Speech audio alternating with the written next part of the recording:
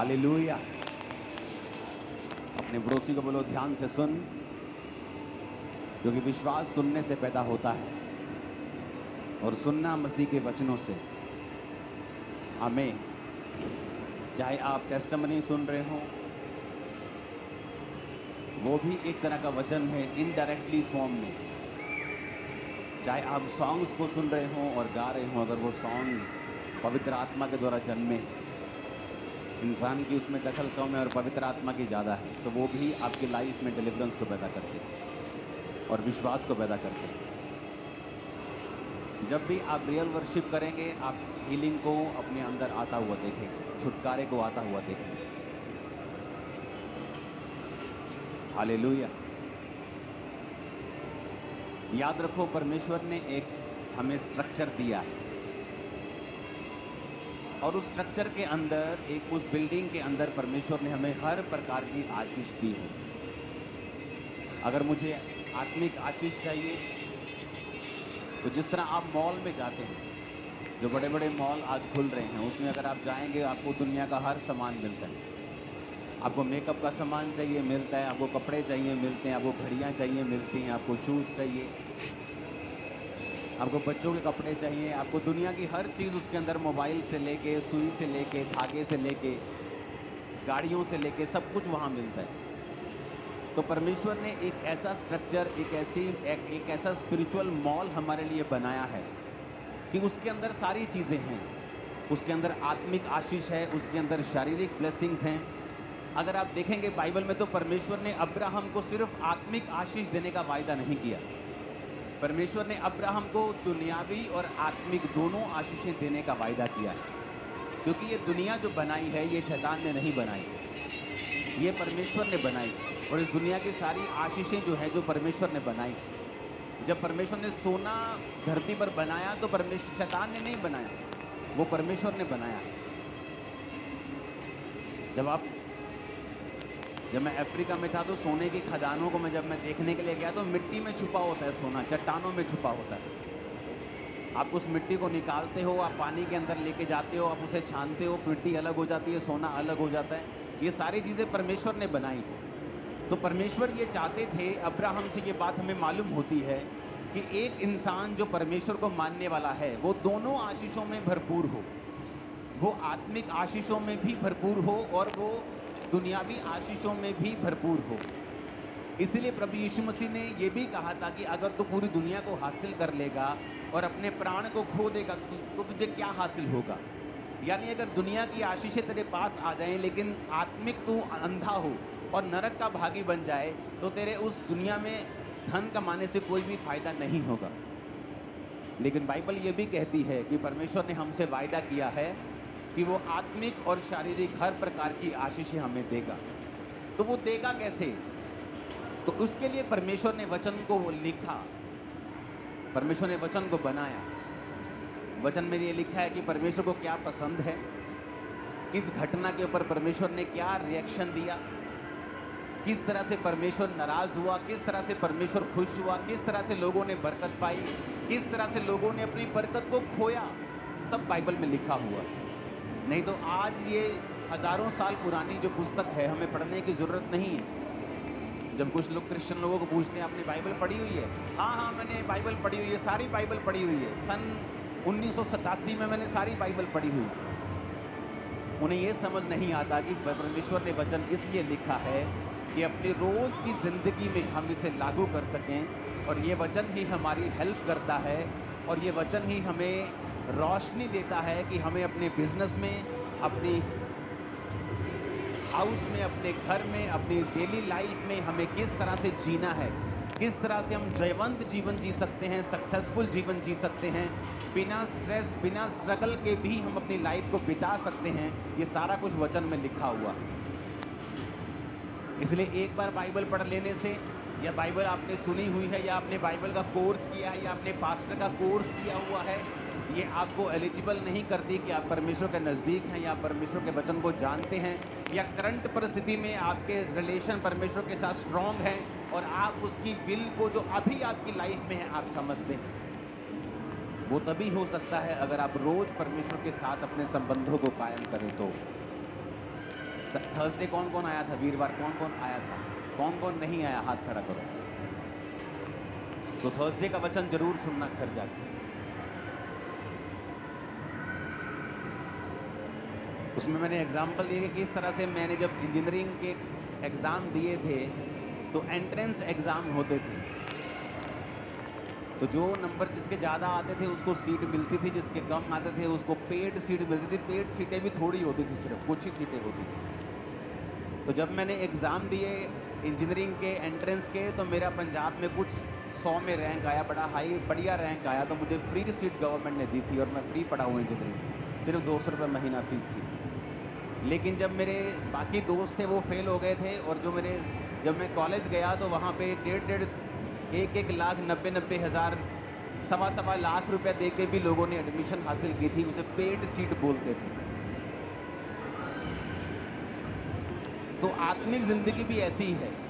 अगर तो परमेश्वर के साथ हम अपने संबंधों को कायम कर लेंगे और जल्दी कर लेंगे। अगर आज आप यूथ हैं और सिर्फ मम्मी के कहने पे चर्च में बैठे हैं कि आपका परिवार चर्च में आया है, सिर्फ आप इसलिए चर्च में हैं, और आप सोचते हैं कि आपको परमेश्वर की ज़रूरत नहीं है, तो ऐसा नहीं है। एक टाइम आएगा जब आपकी शादी होगी, एक समय आएगा जब आप थोड़ा उम्र के हो जाएंगे, फिर वही कोर्स जो अभी मैं आपको बता रहा हूँ कि परमेश्वर के साथ अपने संबंधों को कायम कर लो, वही कोर्स आपको फिर करना पड़ेगा, लेकिन ज़्यादा मुसीबतों के साथ करना पड़ेगा। जब आपका हस्बैंड चेंज नहीं होगा, आपकी घुटनों पे आने के बावजूद भी, आपके भीख मांगने के बावजूद भी, आपकी वाइफ का स्वभाव नहीं बदलेगा, आपकी फाइनेंस नहीं बदलेंगे, कर्जे नहीं बदलेंगे, क्योंकि जो कोर्स आपको जवानी में करना चाहिए था और जो आपको फ्री में मिल जाता, इतना संघर्ष जीवन में नहीं होता, आपने तब उसको रिजेक्ट कर दिया। संघर्ष जीवन में नहीं होता, आपने तब उसको रिजेक्ट कर दिया।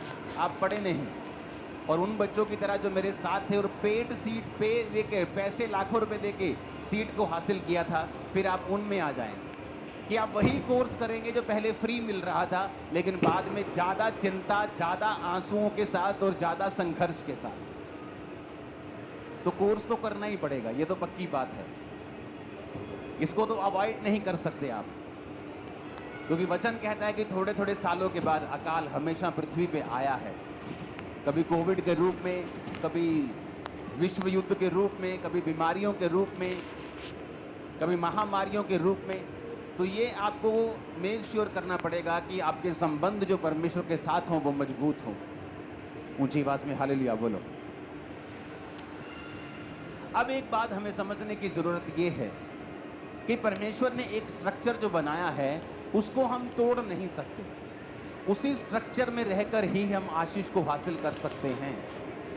और परमेश्वर इमोशनल नहीं, वो स्पिरिचुअल है। अगर वो इमोशनल होता तो दुनिया का हर रोने वाला बंदा आशीष पा जाता, कि परमेश्वर कहता देख भी कितना रोकर प्रार्थना कर रहा है। तो कई लोग समझते हैं कि अगर मैं रोकर प्रार्थना करूंगा तो मैं जल्दी परमेश्वर को अपना लूंगा। ऐसे तो सभी बहनें जो हैं वो जीत जाएंगी, वो रो रो कर प्रार्थना कर लेंगी और बंदों को रोना नहीं आएगा। कहते रोती हुई औरत और हंसता हुआ आदमी, इन दोनों पे कभी यकीन नहीं करना चाहिए, क्योंकि औरत झूठ बोलते हुए रो सकती है और आदमी हंसता हुआ वो सह सकता है जो अंदर से चाहे वो रो रहा हो। लेकिन जो स्ट्रक्चर परमेश्वर ने बनाया उसे ध्यान से समझने की जरूरत है।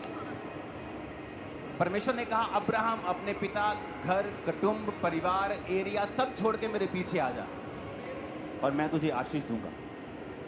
और वचन ये कहता है कि अब्राहम को एक मिस्टेक उसने की, लूत को भी वो साथ ले आया, जबकि परमेश्वर ने लूत को बुलाया नहीं था। इस कारण लूत उसके साथ था, तो लूत को भी परमेश्वर ने आशीषित किया।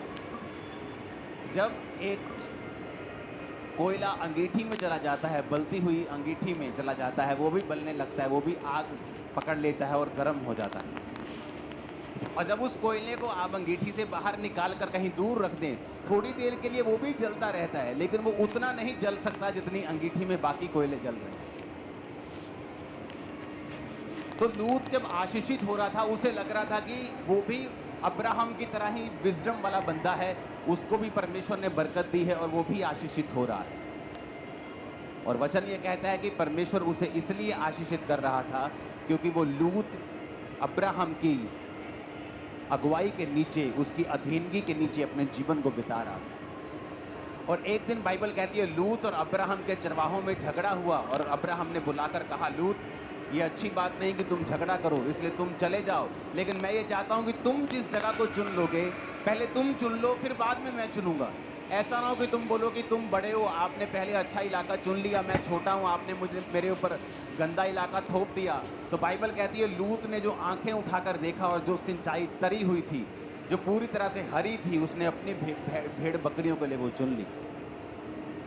और वचन कहता है जब वो उस तराई में चला गया और बहुत दिन बीत गए तो लिखा एक राजे ने उस पर अटैक किया, क्योंकि जिस राजे को वो नीचे था दूसरे राजे उससे नफरत करते थे। और जब वो उस राजे को मारने के लिए आए तो उसकी प्रजा को उठाकर भी ले गए। और वचन कहता है लूत को, उसके सारे धन को, स्त्रियों को, वो सब कुछ उठा के ले गए थे। लूत अपने आप को छुड़ा नहीं सका। और वचन कहता है कि लूत में और उसके जो अब्राहम के चरवाहे थे उनमें झगड़ा हुआ। आपका स्टाफ कभी भी आपके परिवार से लड़ नहीं सकता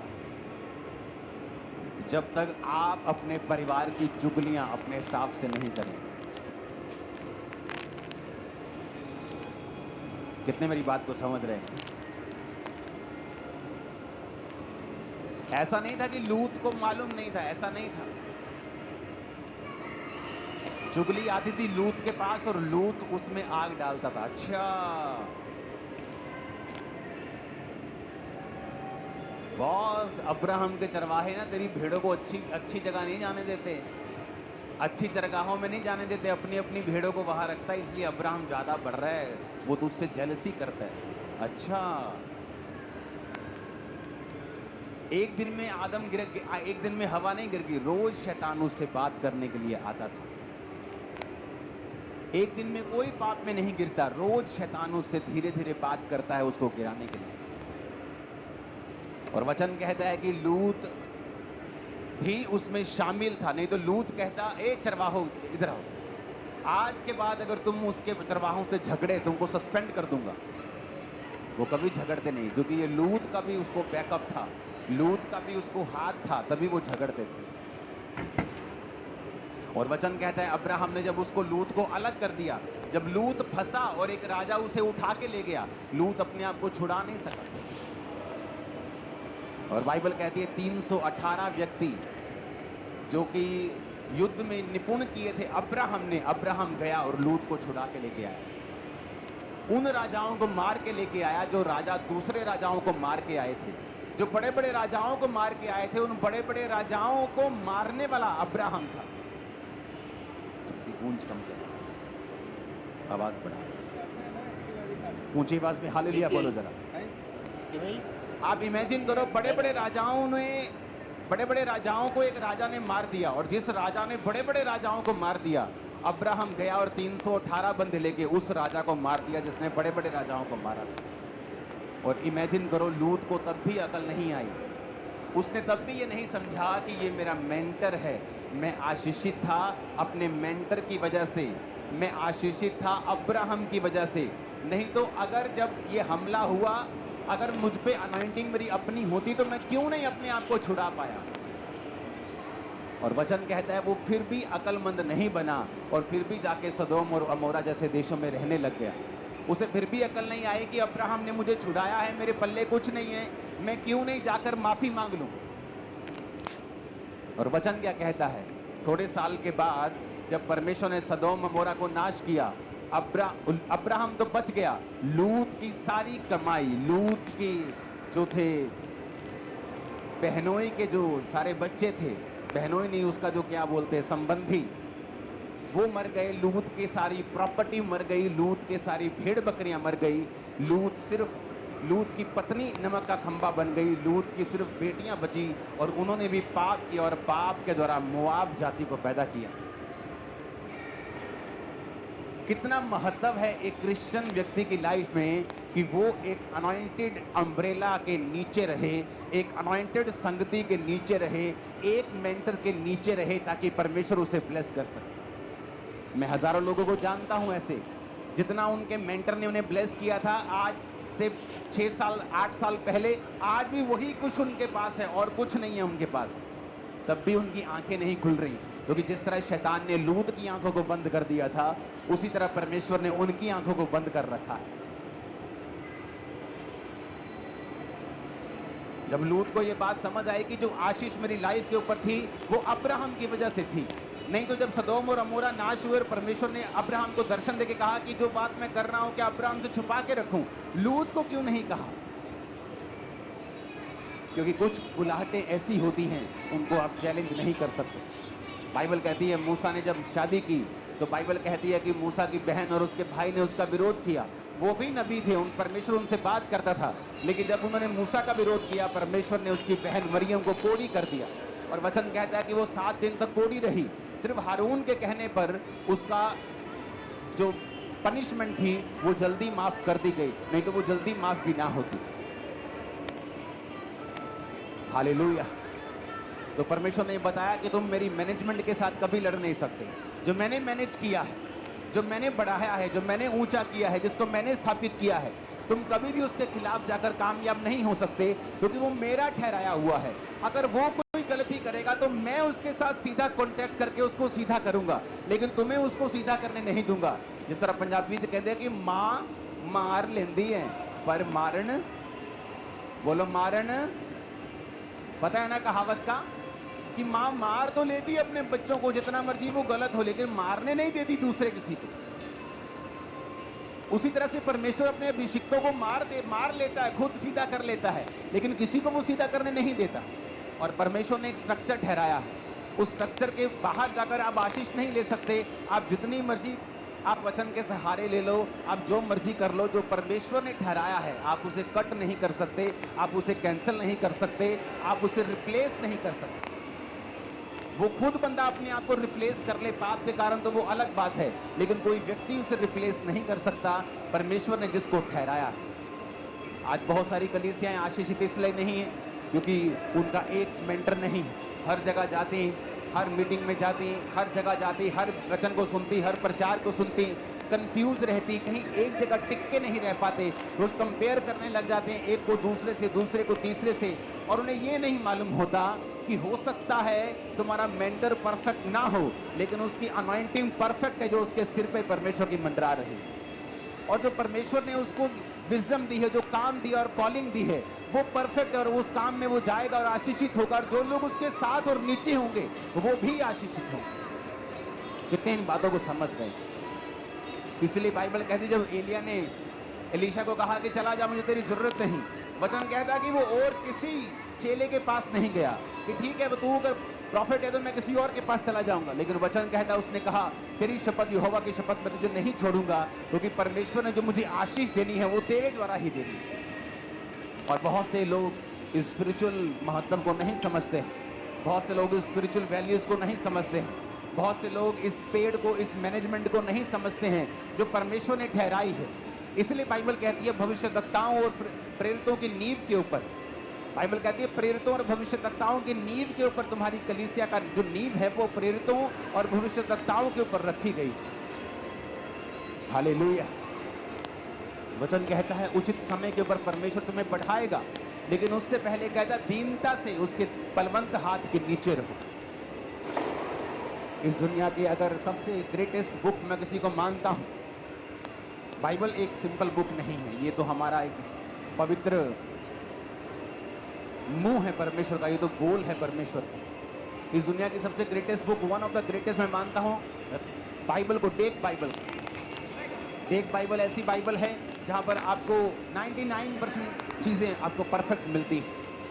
और टेक बाइबल जिसने लिखी है वो एक बुजुर्ग बंदा है और सालों से एक ही चर्च का मेंबर है, और जस्ट छोटी सी वो चर्च, और परमेश्वर ने उसे बरकत दी। ये नहीं कि उसने टेक बाइबल लिख दी तो अपने आप को पास्टर से भी ऊंचा समझने लग जाए। आप टेक बाइबल लिखते लिखते भी वो कहता है कि मैं अपने पास्टर की अगुवाई को लेता था। बाइबल एक बात हमें बताती है कि परमेश्वर ने जो स्ट्रक्चर बनाया, अगर हमें आशीष लेनी है और फाइनेंस में बढ़ना है, प्रार्थना काम नहीं करेगी। हमें अपने बीजों को बोना पड़ेगा, हमें टाइट में वफादार रहना पड़ेगा। मैंने बहुत से अपनी लाइफ में छुटकारों को पाया, सिर्फ प्रार्थना से नहीं, बीजों से भी। मैं और मेरी वाइफ ने इस बात को हमने प्रैक्टिकली नोटिस किया। हमने घर में हमारे छोटी सी वेदी है, जब कोई काम अड़ता है या शैतान हमारे सामने खड़ा होता है, उस वेदी पर हम बोना शुरू करते हैं, परमेश्वर हम रोज़ इतने रुपयों को बो रहे हैं, क्योंकि ये हमारी मन्नत है कि इस चीज़ से हमें छुटकारा दिया जाए। जब रोज़ उस चीज़ के लिए हम बीजों को बोना स्टार्ट करते हैं, जल्दी छुटकारा हमारे पास होता है, क्योंकि परमेश्वर ने एक स्ट्रक्चर हमें दिया है। जब उस स्ट्रक्चर के नीचे होकर हम प्रार्थना करते और बोते हैं, हम पक्का छुटकारा पाते हैं अपनी लाइफ में। इसलिए मैं तो कहता हूं परमेश्वर इमोशनल नहीं है, वो स्पिरिचुअल है। इसलिए परमेश्वर ने लूत को ये नहीं देखा कि ये भी मेरा बंदा है, ये भी मेरा बच्चा है, तो मैं इसको छुड़ा लूं।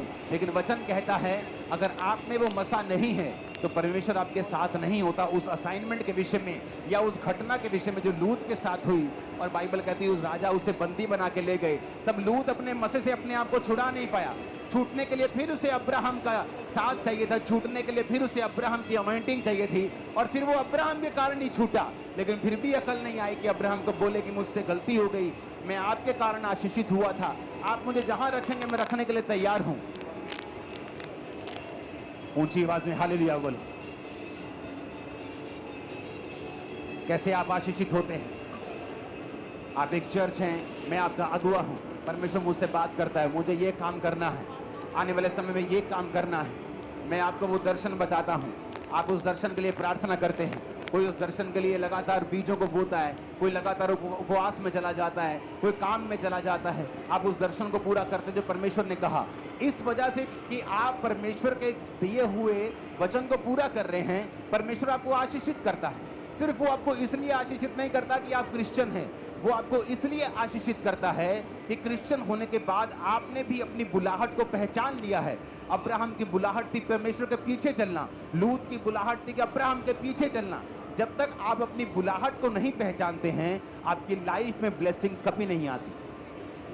मैं ऐसे लोगों को जानता हूं, उनकी लाइफ में ब्लेसिंग्स थी, उनका वही स्वभाव था जो आज है, लेकिन तब वो एक मेंटर के नीचे थे। अब वही स्वभाव वही है, पैर वही है, लेकिन ब्लेसिंग्स उनकी लाइफ में नहीं है, क्योंकि वो मेंटरशिप का मसा उनकी लाइफ से छोड़ के जा चुका है। जब एक अंगीठी में से कोयला निकाल दिया जाता है, कोयले को लगता है मैं तो अंगीठी में से निकल गया, अभी भी गर्म हूँ, लेकिन जब वो ठंडा होता है उसे मालूम होता है कि मैं अंगीठी में था, जब मैं उस धधकती हुई भट्टी में था मैं गर्म था, लेकिन जब मैं उस संगति से निकला हूँ अब मैं ठंडा हो गया। और शैतान बड़ी कोशिश करता है आपको संगतियों से दूर करने की, बड़ी कोशिश करता है जीवित चर्च से आपको दूर रखने की। कहीं ना कहीं वो किसी वॉलंटियर का दिमाग खराब कर देगा, और शैतान बड़ी कोशिश करता है आपको संगतियों से दूर करने की, बड़ी कोशिश करता है जीवित चर्च से आपको दूर रखने की। कहीं ना कहीं वो किसी वॉलंटियर का दिमाग खराब कर देगा, वॉलंटियर आपके साथ बहस कर लेगा, कभी वो आपका दिमाग खराब कर देगा, वॉलंटियर के साथ बहस पड़ेंगे। क्योंकि वो जीवित चर्च में ही ऐसे कामों को क्यों करने की कोशिश करता है? क्योंकि उसे मालूम है कि आपकी ब्लेसिंग जो है वो अनॉइंटिंग के नीचे है, वो जीवित चर्च के नीचे है, जिसपे परमेश्वर का मसा है। परमेश्वर ने एक दर्शन मुझे दिया, वो दर्शन के तहत मैं चल रहा हूँ। अब जो लोग मेरे साथ चलेंगे वो उस दर्शन के कारण ब्लेस होंगे जो परमेश्वर ने मुझे दिया। मैं भी उस दर्शन के कारण आशीषित हो रहा हूँ। आज तक कोई दुश्मन जीत नहीं पाया, कोई कब्जा नहीं कर पाया, कोई हमें शर्मिंदा नहीं कर पाया। रीजन ये नहीं कि मेरी प्रार्थना ज्यादा है, रीजन ये है कि परमेश्वर का विजन, परमेश्वर का दर्शन मेरी लाइफ के ऊपर है, और आपकी लाइफ में भी वो पूरा होगा जब आप उस विजन से जो परमेश्वर ने मुझे दिया जुड़ जाएंगे। मैं आपको भविष्यवाणी कर रहा हूं, कोई दुश्मन आपको शर्मिंदा नहीं कर पाएगा अगर आप इस दर्शन, इस सेवकाई के नीचे हैं।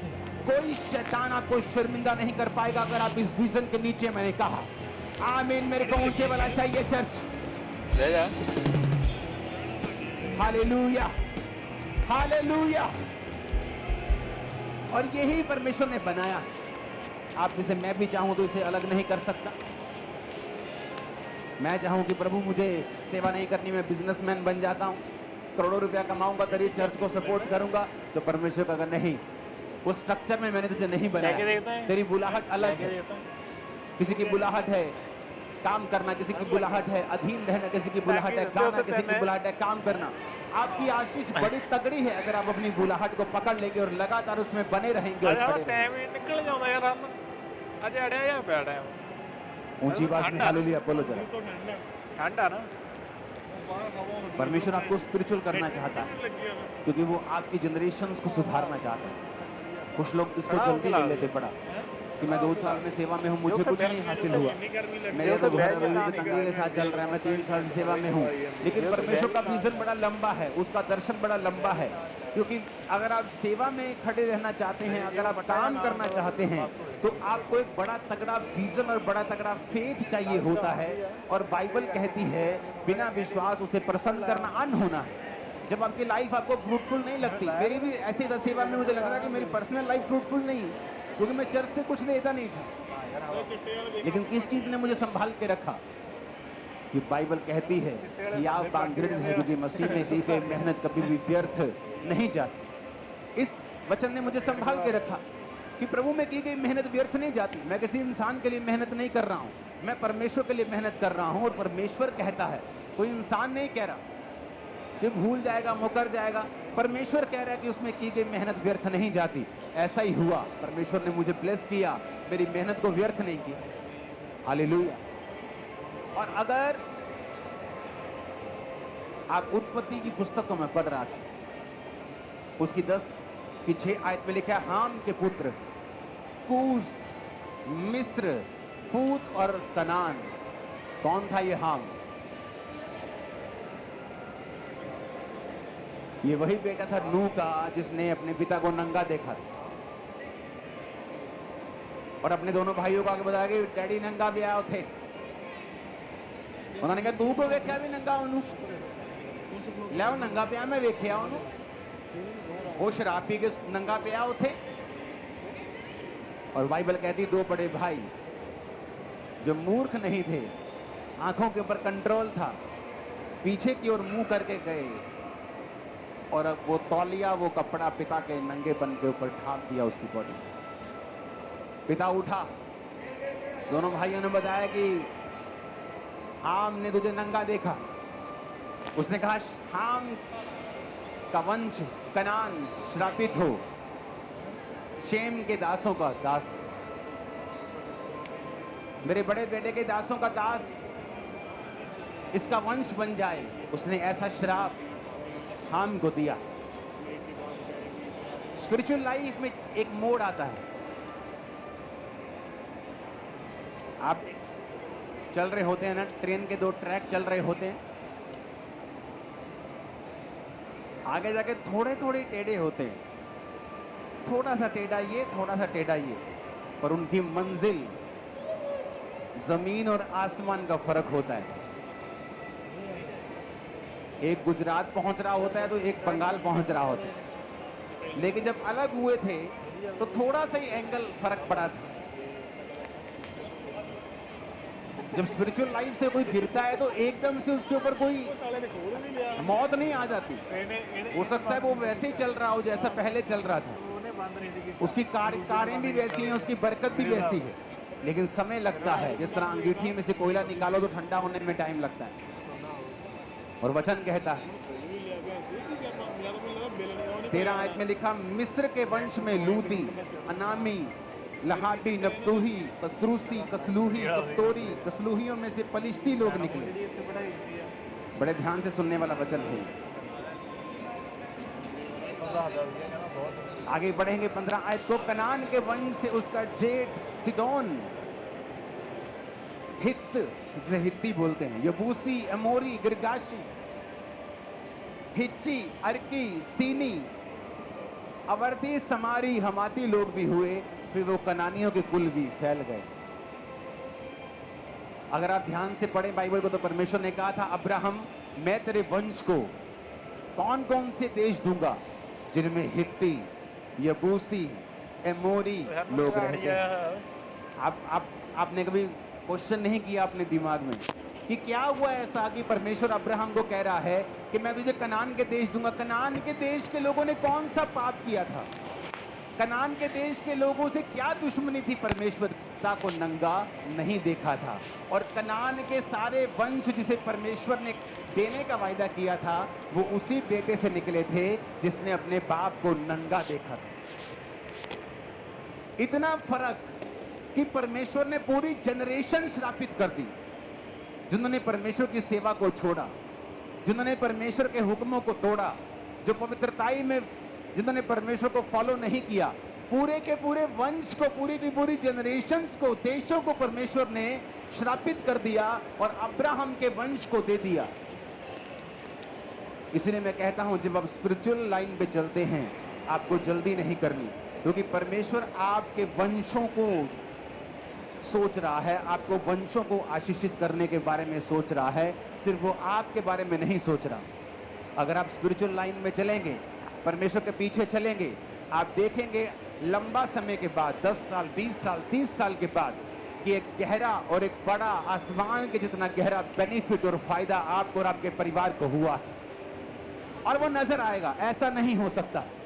मैंने लोगों को देखा है जो मसीह में आए, लेकिन वो इतने आशीषित नहीं थे, लेकिन उनकी वफादारी परमेश्वर के साथ बनी हुई थी, गरीबी में टाइट देना, हर चीज में बने हुए थे। परमेश्वर ने उनके वंश को ब्लेस किया, फौरन में सेट किया, इतना अमीर किया, आशीषित किया, जितना वो सोच नहीं सकते थे। हो सकता वो कभी भी ऐसा ना कर हो पाता अगर वो व्यक्ति परमेश्वर में ना होता तो, लेकिन ये लंबी रेस है, ये छोटी रेस नहीं है, ये शॉर्टकट नहीं है। और बाइबल कहती है, अगर परमेश्वर हमें कोई काम करने के लिए कहता है, कोई स्ट्रक्चर उसने बनाया है, तो वो हमारे फायदे के लिए। ऊंची आवाज में हालेलुया बोलो। और अगर हम उस स्ट्रक्चर को मानते हैं, अगर हम परमेश्वर के वचन को मानते हैं, हम उस स्ट्रक्चर के साथ कभी भी फाइट नहीं करें। आप फाइट नहीं, अगर आप फाइट करेंगे, आप शर्मिंदा होंगे, आप नोटिस करेंगे। जिसे परमेश्वर ने ठहरा दिया और जिसे चर्च ने ठहरा दिया, अगर आप उसके साथ फाइट करेंगे, वो आप शर्मिंदा होंगे। आप चाहे गलत हो, सही हो, ये बाद में देखा जाएगा, क्योंकि उसके साथ डील करना परमेश्वर का काम है, आपका नहीं। परमेश्वर ने कहा, अगर मूसा ने गलती की तो ये मेरा काम है उसके साथ डील करना, तुम्हारा नहीं। अब तुम श्रापित रहोगे और कोड़ी रहोगे। हालेलुया, ऊंची आवाज में हालेलुया बोलो। अगर चर्च स्ट्रक्चर में रहे, अपनी हद में रहे, पास्टर्स को कभी डिस्कस मत करें। वचन सुने, अच्छा लगे सुने, अच्छा नहीं लगता, आपको लगता है व्यक्ति प्रभु की ओर से नहीं है, त्याग दें, छोड़ दें, लेकिन निंदा ना करें। आपको 1-2 बार किसी को अलर्ट करना है, कर दें, लेकिन अपने मुंह से गालियां बकना, अपने मुंह से गंदगी बकना, ये आपका और मेरा काम नहीं है। और इसीलिए लोग श्रापित होते हैं, सेवकाइयां भी श्रापित होती, पास्टर श्रापित हो जाते। मैं एक पास्टर को जानता हूं, कुछ लोग मुंह के मीठे होते हैं और दिल के कड़वे, कुछ लोग मुंह के कड़वे होते हैं और दिल के मीठे। अलग अलग तरह के लोग होते हैं, आपको पहचानना पड़ता है। वो मुंह का तो बहुत मीठा या मीठी जो भी है था, लेकिन उसका दिल बहुत कड़वा था, ये मैं जानता हूं। वैर विरोध ना छोड़ना, माफ ना करना, पूरा वैर विरोध अंत तक निभाना। और दुनिया नहीं जानती थी, मैं उसको सीक्रेट अंदर से जानता था। पूरी लाइफ टाइम वो पास्टर बीमार रहा है और लोगों को पता नहीं।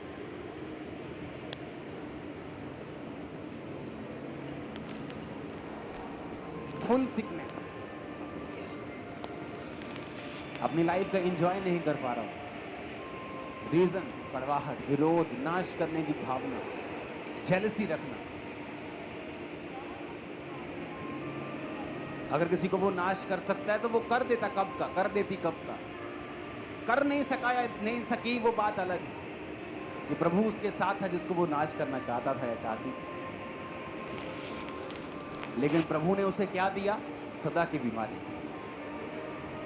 आज यहाँ हो रही हैं, गलत काम हो रहे हैं बड़ी बड़ी चर्च में, लेकिन आपने मुझे कभी ऐसा नहीं, आज मैं एक्सपोज करूंगा, कभी नहीं, ये मेरा काम नहीं। अगर कोई पब्लिकली कोई बेवकड़ी है मेरे पास, ब्रांडेड शर्ट्स हैं, उनका कपड़ा बड़ा है, 4-4 हज़ार, 5-5 हज़ार सिर्फ कपड़ा आता था उनका। आज भी पैंट्स पड़ी, शर्ट्स पड़ी, एक भी शर्ट आप 10 साल पुरानी बोलोगे ना निकालो, कि आप झूठ बोल रहे, मैं निकाल दूंगा। उनकी कीमत तब हज़ारों में होती थी, आज तो कई हज़ार में होती, तो महंगी पड़ती थी। मैंने कहा छोड़ो यार इसको, ये मैच करो, वो मैच करो, चिट्टे सूट ले आओ, पाइए तो जाइए, काम खत्म। तो ये सस्ते पड़ते हैं मेरे को, उससे कहीं अधिक सस्ते पड़ते हैं मेरे को। हालेलुया। तो लोगों को मालूम नहीं होता कि क्या हो रहा है। ये बाइबल कहती है परमेश्वर का जन किसी से जज नहीं होता, परंतु वो सबको जज कर सकता है। आपको लोग जज करने जाएंगे, शर्मिंदा होंगे, लेकिन जब आप जज करेंगे, मैं बोल रहा हूं भाई साहब, कपड़े कम पड़ जाएंगे उनके पास।